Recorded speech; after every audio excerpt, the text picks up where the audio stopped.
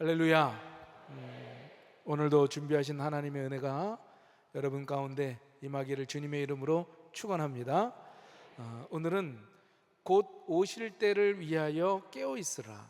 곧 오실 때를 위하여 깨어 있으라 라는 제목으로 하나님의 말씀을 증거하겠습니다. 여러분 중에 매일 똑같은 알람 소리에 깨시는 분이 많이 있을 겁니다. 저도 그렇게 알람을 맞춰놓고 일어나죠. 처음에는 그 알람 소리가 참 크게 들리고 아주 정신이 번쩍 들게 해요. 그런데 신기하게도 이게 한 달이 되고 두 달이 되고 막 1년이 지나면 나중에는 그 시끄러운 알람 소리가 아주 자장가처럼 들릴 때가 있습니다.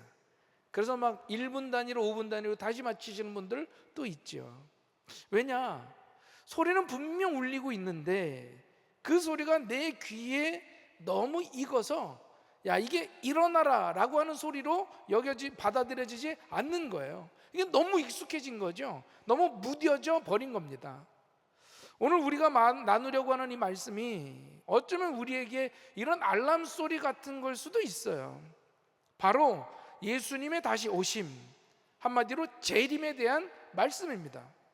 아마 이 자리에 계신 분들이 목사님 저 그 말씀 신앙생활 처음부터 그 말씀 들었습니다. 제가 60년 전부터 제가 그 말씀 들었습니다 라고 생각하는 분들도 있을 거예요. 너무 많이 들어서 또 너무나 익숙해서 이제는 그 말씀이 우리의 심장을 막 뛰게 만들거나 우리의 삶을 뒤돌아보게 하는 그 능력을 잃어버린 건 아닌지 참 염려가 돼요. 마치 매일 듣는 알람 소리처럼 또 그 이야기 하면서 그냥 지나쳐버리고 마는 건 아닐까 하는 걱정인 거죠. 그런데 여러분, 우리가 한 가지 절대로 잊지 말아야 될 사실이 있습니다. 바로 이 재림에 대한 약속은 성경의 수많은 예언들 중에 하나가 아니라 우리를 사랑하시는 주님께서 이 땅을 떠나시면서 우리에게 남기신 마지막 약속이자 성경의 가장 마지막에 기록된 최종적인 약속인 줄로 믿습니다. 그래서 요한계시록 22장 10절은 우리에게 이렇게 말하죠. 이것들을 증언하신 이가 이르되 내가 진실로 속히 오리라, 내가 진실로 속히 오리라 하시거늘 아멘. 주 예수여 오시옵소서. 내가 속히 오겠다, 이게 주님의 음성이었던 거예요. 이것은 우리를 겁주려고 하는 말씀이 아니죠. 우리를 사랑해서 우리와 영원히 함께하고 싶어서 신랑이 신부를 데리러 오듯 그렇게 다시 오겠다라는 사랑의 약속인 줄로 믿습니다. 그래서 오늘 이 시간에는 이 익숙한 알람 소리를 다시 한번 우리의 영혼을 깨우는 생명의 소리로 듣게 되기를 소망합니다. 여러분 잠시 가슴에 손을 얹고 조용히 고백해 봤으면 좋겠어요. 여러분 속으로, 제가 이야기할 때 속으로 고백했으면 좋겠습니다. 마음으로 따라해 주세요.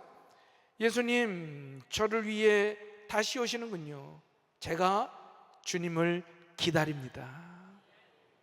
바라기는 이 고백이 오늘 우리의 예배와 삶을 새롭게 하는 출발점이 되기를 주님의 이름으로 축원합니다. 여러분, 예수님이 다시 오신다라는 이 약속은 어느 날 갑자기 신약시대에 불쑥 튀어나온 이야기가 아니에요. 성경 전체에서 한 목소리로 이 날을 증언하고 있다는 거죠. 구약의 다니엘 선지자는 마지막 때의 이 말 하나님의 나라를 보았고, 스가랴 선지자는 주님께서 감람산 위에 다시 서실 것이라는 것을 노래했습니다. 예수님 승천하실 때 어땠습니까? 제자리 넋을 잃고 하늘을 바라보고 있었어요.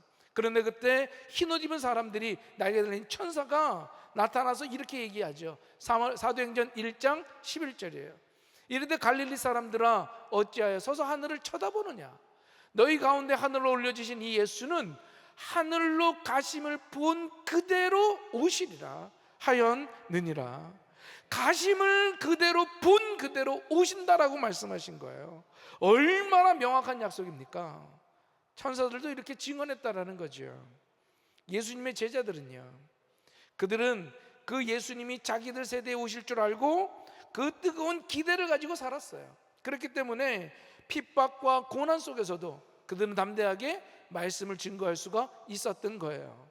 자, 그런데 여기서 이런 질문이 하나 생겨요. 목사님, 사도들이 자기 시대에 올 줄 알았다면서요. 그런데 지금 보세요. 2000년이나 지났잖아요. 이거 뭔가 좀 잘못된 거 아닙니까? 약속이 좀 늦어지는 거 아니에요? 여러분, 아니에요. 여러분, 성경은 그 이유를 분명하게 말해주고 있습니다. 베드로서 3장 9절의 말씀을 우리 다 같이 한번 읽어봅시다. 시작.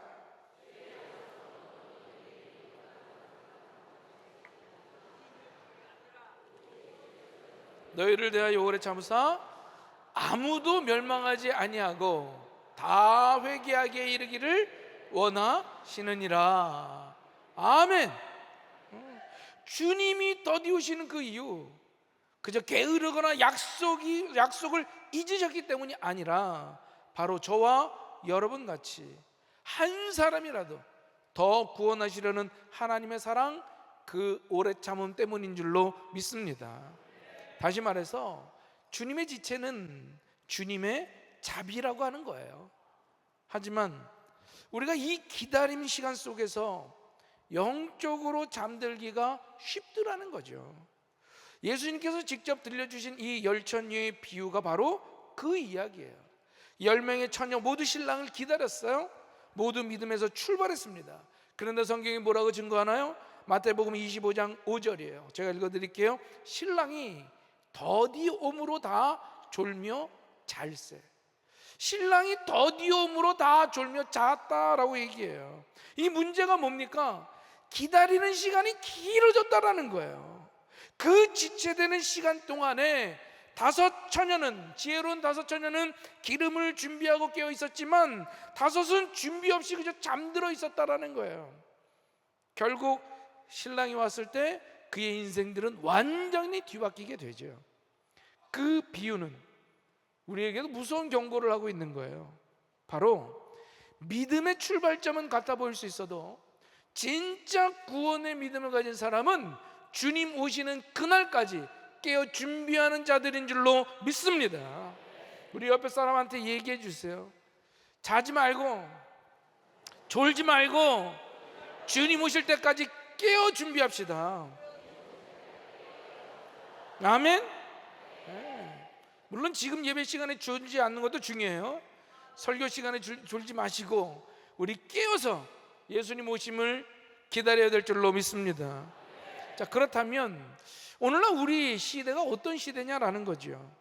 우리는 영적으로 깨어 있는가 아니면 깊이 잠들어 있는가라는 거예요. 성경은 마지막 때가 되면 나타날 징조들에 대해서 얘기해 주고 있어요. 우리는 그것을 그냥 흔히 전쟁, 지진, 기근과 같은 것들을 생각하죠. 맞습니다. 이것도 아주 중요한 징조 중에 하나예요. 그러나 오늘 저는 우리가 일상 속에서 그러나 너무나 익숙하게 마주하고 있는, 그래서 이것을 징조로조차 여기지 않는 더 무서운 영적 징조 3개를 말씀드리려고 합니다. 바라기는 오늘 말씀을 통해서 우리가 다시 깨어있는 신앙으로 주님을 기다리는 저와 여러분이 될 수 있기를 주님의 이름으로 축원합니다. 자, 첫 번째 징조는 절대 기준이 사라진 시대라고 하는 거예요. 절대 기준.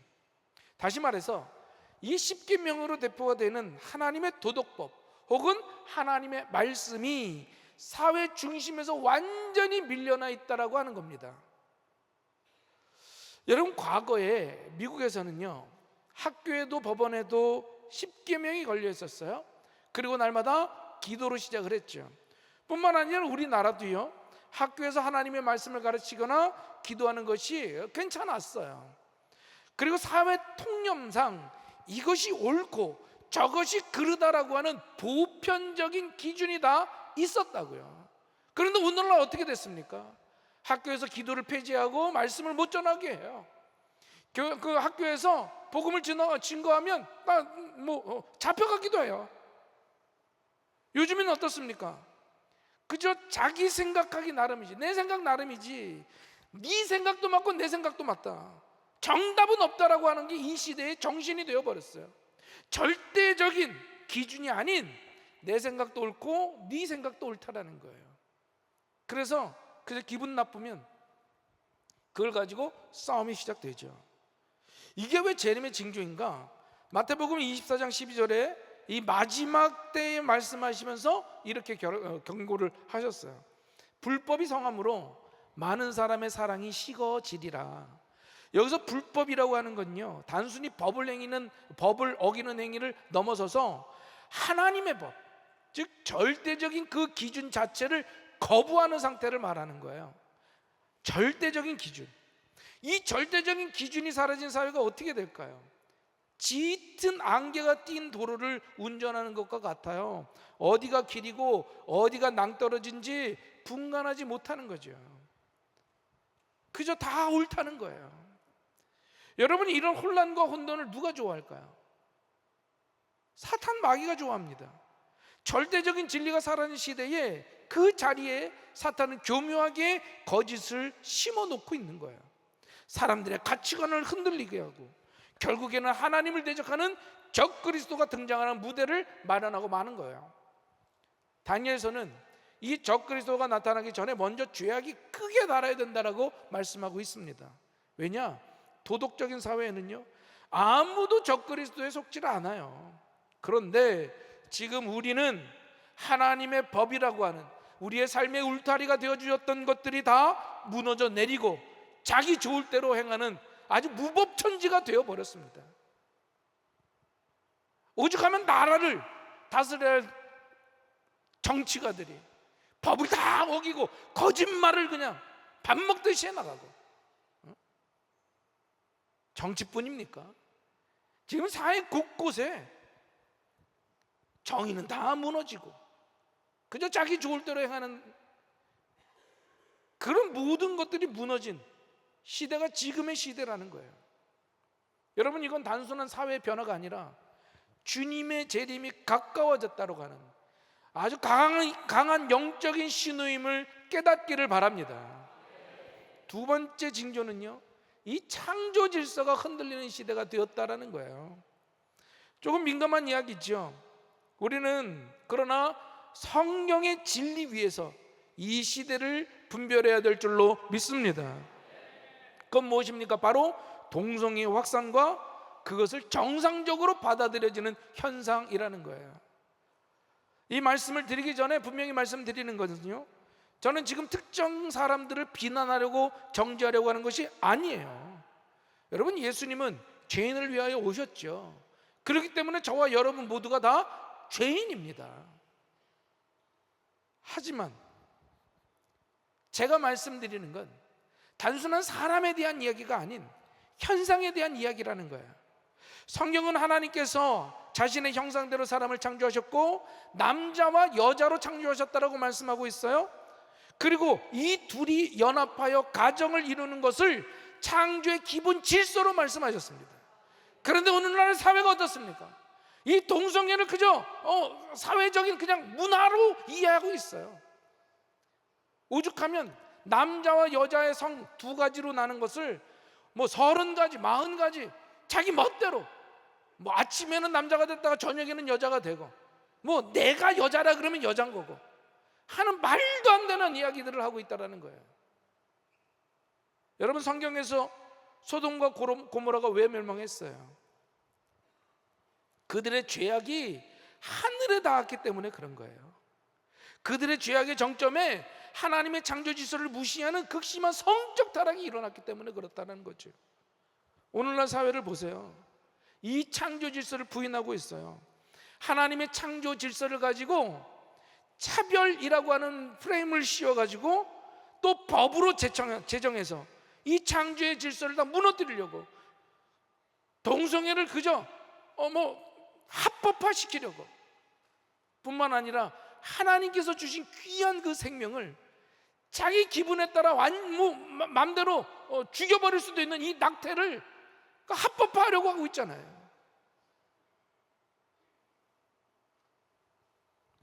이것은 사회의 영적인 타락이 임계점에 다다랐다고 하는 것을 강력하게 보여주고 있는 징조라고 하는 겁니다. 여러분, 수많은 미디어를 통해서 이 동성애가 얼마나 괜찮은 건지, 아니면 그냥 이해할 수 있는 건지 얼마나 많은 매체들을 통해서 우리에게 이해가 오겠습니까? 다시 한번 말하지만 사람을 미워하자는 게 아니에요. 그러나 우리는 죄를 죄라고 분명히 말해야 될 줄로 믿습니다. 여러분, 이 차별금지법이나 낙태법이 합법화가 되면요, 강단에서 말도 못하는 거예요. 하나님의 진리를 진리대로 말씀하지 못할 때 어떻게 교회가 교회로 가는 그 기능을 행할 수 있겠습니까? 여러분, 바라기는 지금 이 시대의 현상을 바라보면서 하나님의 창조 질서가 무너지는 이 아픔을 느끼면서 정말 주님의 때가 가까이 왔구나 라고 깨어 있어야 될 줄로 믿습니다. 마지막 세 번째 징조는요, 쉼이 사라진 시대가 되었다라는 거예요. 바로 극심한 스트레스와 불안이 일상이 되어버렸다는 거죠. 여러분, 요즘 어떻게 지내십니까? 라는 질문을 들으면 많은 분들이 목사님 너무 바빠요, 목사님 너무 힘들어요, 목사님 불안해 죽겠어요, 이 말을 입에 달고 살아요. 다들 손에 든 휴대폰은 쉴 새 없이 울리지, 직장에서는 끊임없이 성과에 대한 압박에 시달리고 있죠. 주말에 쉬어도요, 쉬는 것 같지가 않아요. 잠자리에 누워도요, 내일 할 일에 걱정에 깊이 잠들지 못하죠. 여러분, 왜 이렇게 됐을까요? 기술도 발달되고 세상은 더 편리해졌는데 왜 우리의 마음 더 불안하고 힘들어질까? 디모데후서 3장 1절에 말세의 특징에 대해서 이렇게 말해줘요. 우리 다 함께 읽어볼까요? 시작.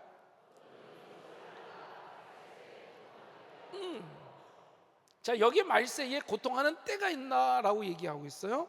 이 고통하는 때라고 하는 헬라어 원문은요, 찰레푸스라고 되어 있는데, 이건 어렵다, 힘들다, 위험하다, 사납다, 다루기 힘들다, 이런 뜻을 가지고 있어요. 그런데 이건 단순히 우리 육체의 아픔, 육체의 고통을 얘기하는 것이 아니라 우리 삶 전체를 짓누르는 험난하고 위험한 상황을 말해주고 있다는 거예요. 그래서 사도 바울은 고통하는 때라고 말했던 건 단순히 개인적인 고통을 얘기해 준 것이 아니라 사회와 교회 전반에 나타나는 아주 위험한 시대 상황, 즉 신앙인으로서 살기 힘들 만큼 정말 험악하고 사나운 환경을 묘사하고 있다는 거죠. 여러분, 요즘 신앙생활하기가 쉽지 않아요. 어디서 나 예수 믿는다 그러면 그대로 공격이 들어옵니다. 다시 말해, 이렇게 감당하기 힘든 내면의 압박감들, 영적인 스트레스를 포함하는 말이 바로 첼레포스, 고통하는 때라고 하는 거죠. 그럼 왜 이것이 재림의 징조인가? 하나님을 떠난 인생은요, 참된 안식과 평안을 누릴 수 없기 때문인 거예요. 하나님이라고 하는 절대적인 닻을 잃어버린 배는 그저 망망대해에서 폭풍을 만나서 이리저리 흔들리는 그것처럼 하나님을 떠난 사회는요, 끝없는 경쟁과 불안 속에서 방황할 수밖에 없다는 거죠. 그저 우리 스스로 미래를 통제하고 싶어하고 안전을 확보하고 싶어하고 행복을 쟁취하려고 발버둥을 치지만 그 결과가 우리가 겪는 극심한 스트레스 그리고 탈진이라고 하는 거예요. 이렇게 우리 시대가 앓고 있는 이 깊은 불안과 영적 피로는 세상은 우리에게 참된 위로를, 쉼을 줄 수 없다는 걸 증명하고 있는 거예요.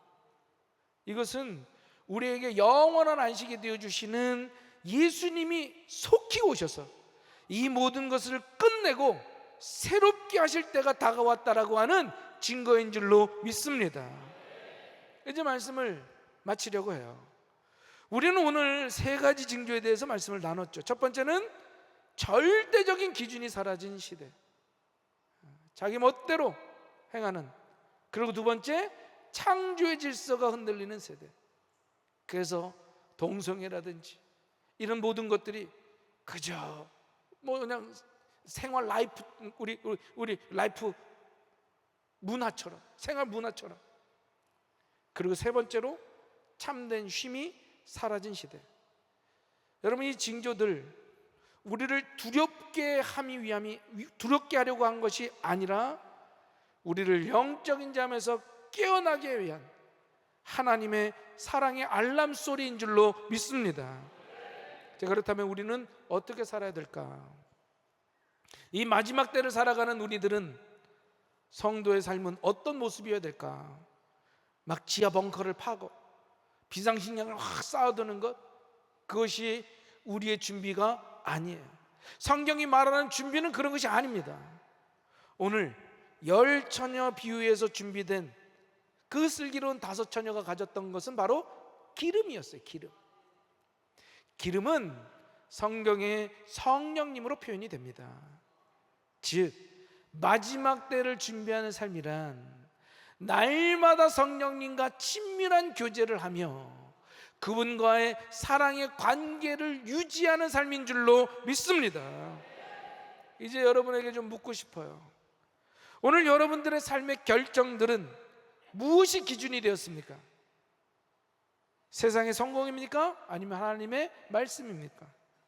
여러분의 시간과 물질과 에너지를 어디에 쓰고 있느냐라는 거예요. 썩어 없어질 것들을 위해서입니까? 아니면 영원한 것을 위해서 사용하고 계십니까? 그리고 가장 중요한 질문, 여러분의 마음 깊은 곳에 있는 그 사랑의 대상은 과연 누구입니까? 정말로 예수 그리스도를 사랑하십니까? 사랑하는 성도 여러분, 주님은 곧 오십니다. 정말 도둑같이 오십니다. 우리가 준비되었는지 안 되었는지 그건 상관없이 그분의 약속대로 반드시 오시는 줄로 믿습니다. 그 날에 우리가 잠들어 있다가 부끄러움 당할 것이 아니라 등불을 밝히고 신랑을 맞으러 나가는 슬기로운 처녀들처럼 기쁨으로 준비하며 맞이하는 저와 여러분이 되었으면 좋겠습니다. 오늘 우리가 찬양과 함께 기도할 때 하나님, 우리 잠자는 영혼을 깨워 주시옵소서. 세상의 취에 묻어졌던 우리의 마음을 다시 주님을 사랑하는 것으로 뜨겁게 타오르게 하여 주시옵소서 라고 기도했으면 좋겠어요. 바라기는 주님 오실 날을 두려워할 것이 아니라 신랑을 기다리는 신부의 그 설렘으로 가장 복된 소망으로 품고 살아가는 저와 여러분이 될 수 있기를 주님의 이름으로 축원합니다. 주님의 이름으로 축원합니다. 오늘 말씀 생각하면서 찬양하고 기도합시다.